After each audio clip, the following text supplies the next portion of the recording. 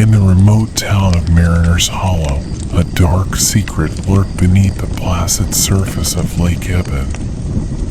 The lake, surrounded by dense woods and jagged cliffs, had a reputation that chilled the spine of even the bravest souls.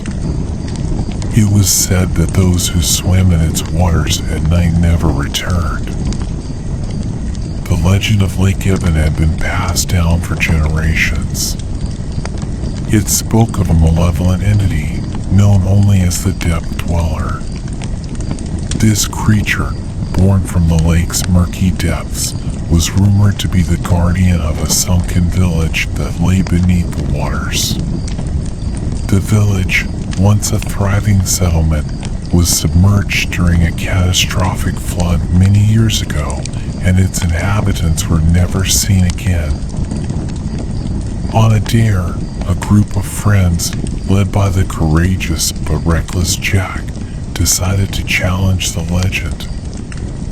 As night fell, they arrived at the lake, their laughter echoing through the silent woods.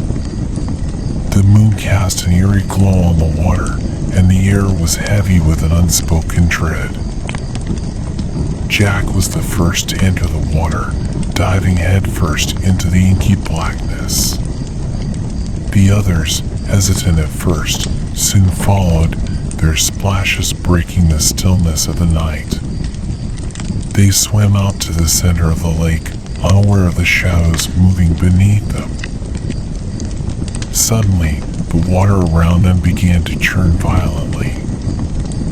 One by one, they were pulled under, their screams muffled by the cold embrace of the lake. Jack, struggling against the unseen force, caught a glimpse of the Depth Dweller. It was a grotesque, humanoid figure, its skin pale and waterlogged, its eyes glowing like embers in the darkness. In a desperate bid for survival, Jack swam towards the shore, the creature in close pursuit. His heart pounded in his chest as he felt its icy fingers graze his ankle.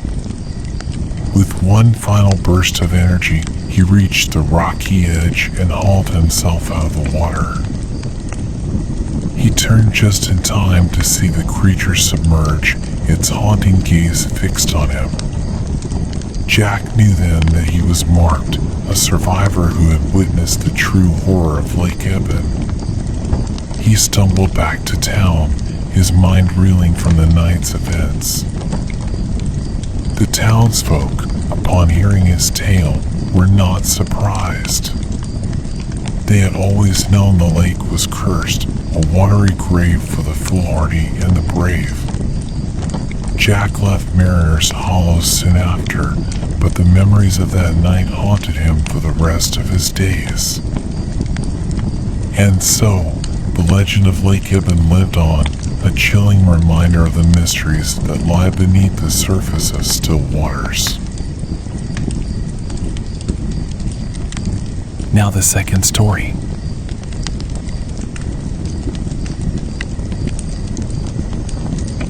In the heart of a forgotten forest lay a hidden lake, known only in hushed whispers as the Mirror of Malice. This lake, shrouded in perpetual mist, held a terrifying secret. It was said that its waters mirrored not the sky, but the darkest abyss of the underworld. Centuries ago, the lake was the site of a vile ritual performed by a cult seeking to open a portal to another realm. Their incantations awoke something ancient and unspeakable from the depths of the lake. This entity, a malevolent spirit known as the Soul Drainer, was a spectral horror that fed on fear and despair. Legend had it that those who gazed into the lake's waters at midnight during a new moon would see not their reflection, but the twisted visage of their darkest fears. Worse still, the Soul Drainer would emerge to claim their soul, dragging them into the watery abyss. One fateful night, a group of thrill-seeking teenagers, led by the intrepid and curious Sarah, ventured into the forest, determined to debunk the myth. They arrived at the lake, the moon hidden behind thick clouds, casting an otherworldly pallor over the scene. As the clock struck midnight, Sarah, feeling a mix of fear and excitement, peered into the lake. Instead of a reflection, she saw a distorted, ghastly figure, its eyes hollow pits of despair, its mouth a gaping maw of sharp, jagged teeth. The water began to ripple and churn as a cold, clammy hand emerged, reaching for her. Panicked, the group ran, but the forest around them seemed to shift and change, leading them in circles back to the lake. One by one, they were picked off by the soul trainer, their screams echoing through the twisted trees. Sarah, now alone, realized the horrifying truth. The entity didn't just inhabit the lake, it was the lake, and the entire forest was its domain. She ran, her breath ragged, as the ground beneath her became soggy and wet. The trees around her began to bleed a black, viscous substance, and the air was filled with the stench of decay. Just when she thought she had escaped, she stumbled and fell into a pool of dark water. The last thing she saw was the soul trainer's face, a grotesque mirror of her own terror, before she was pulled under, her screams lost in the depths of the mirror of malice. The lake remained undisturbed, a silent sentinel in the forgotten forest, waiting for the next soul brave or foolish enough to uncover its sinister secret. And so, the legend of the Mirror of Malice grew, a chilling tale of the unquenchable thirst of the abyss. Now the third story.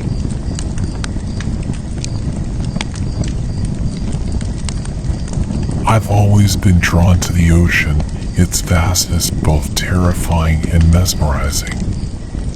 This story begins on a summer day that I will never forget, a day that turned my love for the sea into a deep-rooted fear. It was a perfect day for a swim. The sun was high, the sky was clear, and the sea was calm. I remember standing at the edge of the water, the waves gently lapping at my feet. With a deep breath, I dove in, relishing the cool embrace of the ocean. As I swam further from shore, the water grew deeper, the blue darker. There's a unique silence that comes with being underwater, a quiet so profound it's almost deafening. I was alone, save for the occasional fish that darted past.